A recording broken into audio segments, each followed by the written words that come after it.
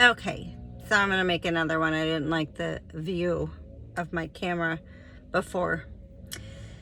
So, like I was saying, I was listening to Progress is the name of the channel, 127 on XM Radio, Stephanie Miller. I listen to her and some other conservative channels too, just to get an idea of, the differences, because obviously we have differences.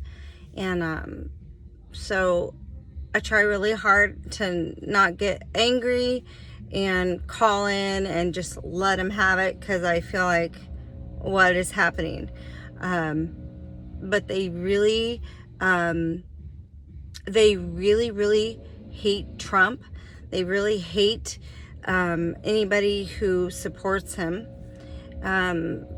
Really hate the conservative view. I'm not exactly sure why. I've tried to understand. I really try to listen. I have liberal friends, liberal family members. I try to listen. I try to understand, and I don't understand. A lot of times the stuff that they will say is not even factual. Like, you really have to dig in there and look to see if it's true, and usually it's not. And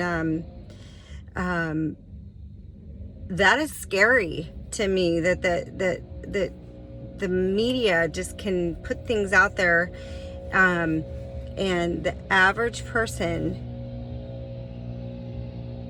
believes it. They take it as gospel, and that's how they vote.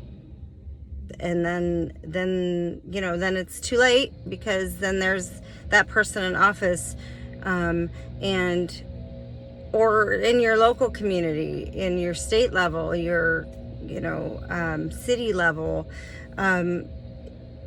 it happens before you know it, and then everybody's complaining because it didn't go the way they wanted it to, and then they just sit back and they complain about the person that's serving. Well, did you vote? Did you get in there? Did you research? Did you learn about that person? Did you find the facts? Did you go out and talk to other people that have different opinions than you, and why they believe what they believe, without emotion, which is very difficult. I have to say, it is very, very difficult to do. I get it. The left has, in my opinion, has lost their minds. To everything is an extreme. Everything, to remove God from everything, and then the first natural disaster we have, or shooting, or anything that happens, they're screaming, "Where is God? Where was he? Why?" Well, you've pushed him out of everything.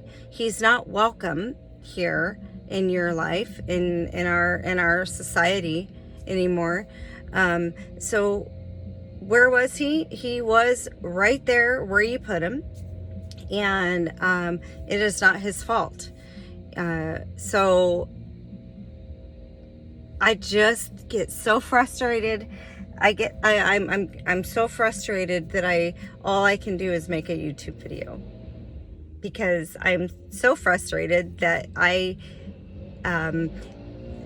have to say something, and I have to say it to people who can just click past me and don't want to listen to me and tell me I'm a Nazi, racist, I'm whatever the heck that they come up with. That's fine. I can handle that. That is fine. You don't have to listen. That's the beauty of YouTube. That's the beauty of this country, is it is our right to say what we want to say. It's our right to walk away when we don't want to hear it. It's your right. I support your right to have that right to not listen to me, and to say that you think that I'm some sort of radical Nazi or whatever. I'm fine with that. I am not fine with the use of those words when you have no idea what they mean. To call somebody who voted for Trump, who I also voted for Obama too, just saying, so whatever that may mean to anybody who's listening, I vote for the person I think that's going to do the better job. And Trump clearly was going to do a better job than Hillary. And we're all screaming about him being in prison and how he's so bad. Yet Hillary is the one who actually committed crimes and somehow is still not in jail and contributing to this rhetoric that keeps going on and on and on, and fueling the hatred and the division in this country. Not Trump. Trump is not the reason why there's division. Conservatives are not the reason why there's division. The left is the reason why there's division. They're the ones who are saying that somehow Republicans are going to hold back the blacks to vote so we can win again. Implying that somehow blacks don't know how to vote, that they won't be able to get out, and we're going to stop them somehow. To me, that's racist, to assume that just because of their skin color, they can't vote. They don't know how to like somehow bypass all of us Republicans that are blocking their driveway. Those same voters that want to come out and vote were able to do so in record numbers when Obama won. You have black people, I know them personally, blacks that had never voted before in their life, weren't registered, decided to register and go out and vote because there was a black man running. So I'm not sure who's the racist. I know that they're on both sides. I've met both sides. I had a grandfather who was racist of blacks. I'm not quite sure why, but he didn't like anybody with a different color than him. I never agreed with that. Even as a small child, I never agreed. My mother was half Cherokee Indian. She was so dark when she would tan in the summertime. She didn't even, it was amazing to me how people use skin color as a form of class. I know that's how it used to be, but it's not like that anymore. We had a black president. We have blacks in Congress. We have blacks in the Senate. I don't understand why we're still talking about this, except for that helps people be more mad, be more hateful, and then that way they vote in emotion. And I guess that's my whole reason of making a video is please just do your research, talk to people, get out there, find out what people actually really think, because the news is lying to you. Fox can even be partisan. Not every one of their anchors are right-leaning. Some of them are more moderate. Unlike CNN, MSNBC, and the other ones, are all straight up just left.